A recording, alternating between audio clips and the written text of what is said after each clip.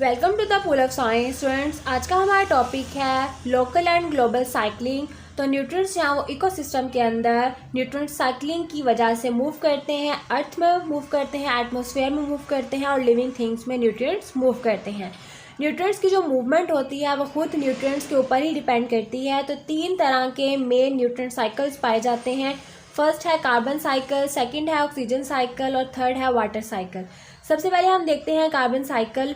तो carbon cycle में carbon की मूवमेंट होती है अर्थ के दरमियान में, एटमॉस्फेयर के दरमियान में और लिविंग थिंग्स के दरमियान में, यानी इन तीनों चीज़ों के दरमियान में कार्बन जो है वो सर्कुलेट करता है।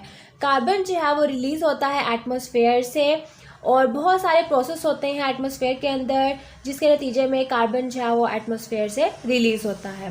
पहला है कंबस्शन, यानी कोई चीज़ जब जलती है तब कार्बन जो है वो रिलीज़ होता है। इसके अलावा सेलुलर रिस्पायरेशन, ये भी एक तरीका है जिसके ज़रिए जो है वो कार्बन रिलीज़ होता है।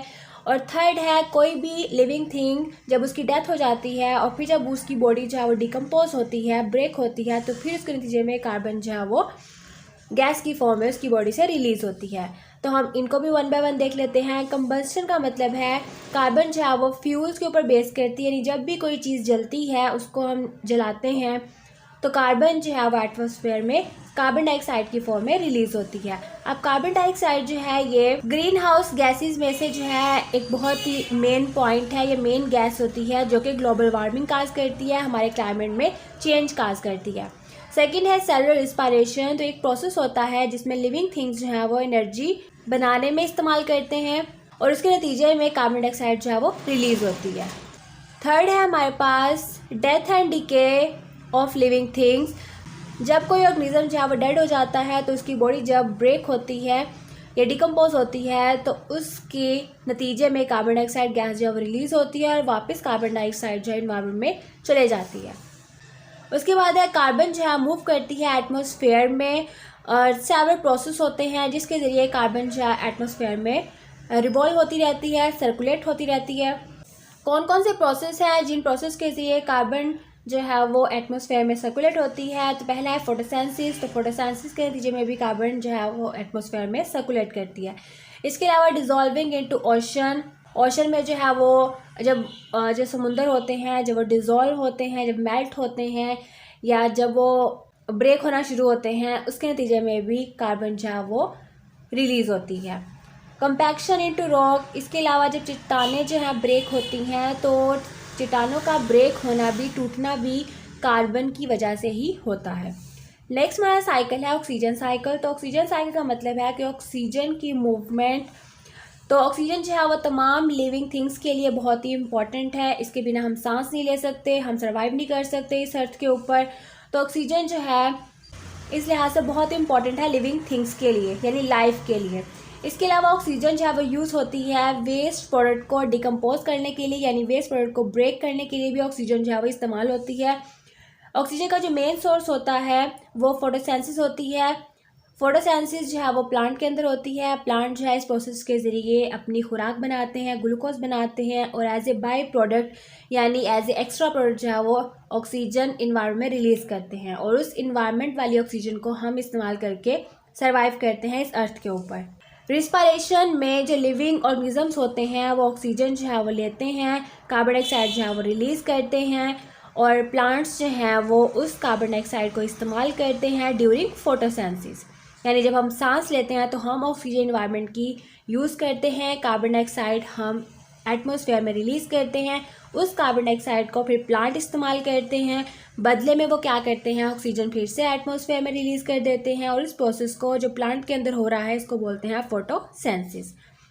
एक्वेटिक ऑर्गेनिज्म यानी जो पानी में रहने वाले ऑर्गेनिजम्स होते हैं वो भी ऑक्सीजन जो है इस्तेमाल करते हैं जो कि पानी के अंदर डिज़ोल्व होती है। तो आपको पता है पानी जो है वो हाइड्रोजन और ऑक्सीजन से मिलकर बनता है। तो पानी के अंदर जो ऑक्सीजन होती है, पानी में रहने वाले ऑर्गेनिजम्स उस ऑक्सीजन को इस्तेमाल करके सर्वाइव करते हैं पानी के अंदर।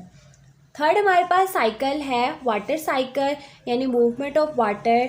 तो वाटर जो है वो तमाम रेजरवायर से निकल के जो है वो वेपर्स में कन्वर्ट होता है और ये बहुत सारे प्रोसेस होते हैं एवेपोरेशन के, यानी जहाँ भी जिस भी चट्टान से पानी जो है वो निकलेगा तो सनलाइट की मौजूदगी में उस पानी के बन जाएंगे वेपर्स और वो इस प्रोसेस को भी कहेंगे वेपराइजेशन। इसके अलावा प्लांट की सरफेस के ऊपर जो पानी आता है डॉट की फॉर्म में या ड्रॉप्स की फॉर्म में, वो भी जो है वेपर्स में कन्वर्ट हो जाते हैं और प्लांट की इस प्रोसेस को हम बोलते हैं ट्रांसपायरेशन, जो कि प्लांट्स जो है मोस्टली गर्मियों के सीज़न में करते हैं, या जब इनकी बॉडी में पानी जो है वो एक्स्ट्रा हो जाता है तो फिर वो ट्रांसपायरेशन के ज़रिए एक्स्ट्रा पानी को बॉडी से बाहर निकाल देते हैं। वाटर वेपर जो है ये कंडेंस होते हैं, और कंडेंस मतलब ये बहुत थिक फॉर्म में होते हैं, रिटर्न इनटू एटमॉस्फेयर, और ये वेपर्स जो हैं वो एटमॉस्फेयर में वापस चले जाते हैं। इस प्रोसेस को बोलते हैं प्रेसिपिटेशन, और ये साइकिल भी कंटिन्यू रहता है, यानी जब भी पानी जो है वो जो समुद्र का पानी है सनलाइट की मौजूदगी में वेपर्स में कन्वर्ट होगा और वापस वेपर्स जो है एटमॉस्फेयर में चले जाएंगे और एटमॉस्फेयर में इकट्ठे होते रहेंगे, और फिर से जब ज़्यादा इकट्ठे हो जाएंगे तो वो बादल की शक्ल इख्तियार कर लेंगे, और बादल जो है वो फिर से उन वेपर्स को कूल डाउन करके पानी की फॉर्म में, बारिश की फॉर्म में ज़मीन के ऊपर जो है वो ड्रॉप कर देंगे, और इस तरह फिर से वो पानी जो है वो सनलाइट की मौजूदगी में वेपर्स में कन्वर्ट होगा, और इस तरह ये साइकिल जो है वो रिपीट होता रहता है। वाटर जो है वो लैंड सरफेस के ऊपर फिर से आ जाता है in the form of rain, जैसे मैंने अभी आपको बताया है कि बारिश की फॉर्म में जो है वापस ज़मीन की सरफेस पे पानी आ जाएगा, और जो ज़मीन होती है उस पानी को स्टोर कर लेगी, और कुछ पानी जो है वो वेपर्स बन के वापस एटमॉस्फेयर में चला जाएगा। वाटर जो है वो लाइफ के लिए बहुत ही इम्पॉर्टेंट है, इसके बिना भी लाइफ जो है वो सर्वाइव नहीं कर सकती। तो ये था हमारा आज का लेसन।